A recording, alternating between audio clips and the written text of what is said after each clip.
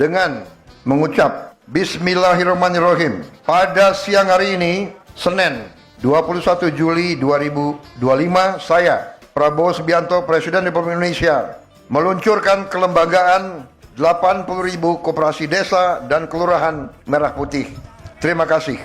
Bismillahirrahmanirrahim.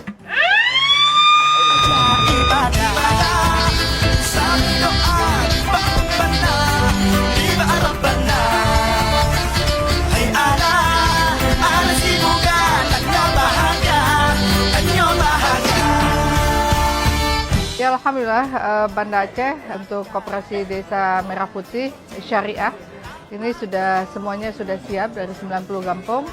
Tadi juga saya sudah kunjungan, saya melihat bagaimana kesiapan apa-apa yang menjadi program dari BUMN, katakanlah misalnya dari Bulog, ada dari ID Food, ya, ada beras, ada minyak, ada gula, ada gas, kemudian juga pos dan giro, ya. Untuk perbankan ada BSI yang akan terkoneksi dengan seluruh BUMN yang ada. Artinya untuk koperasi Merah Putih ini, insya Allah di Banda Aceh sudah siap.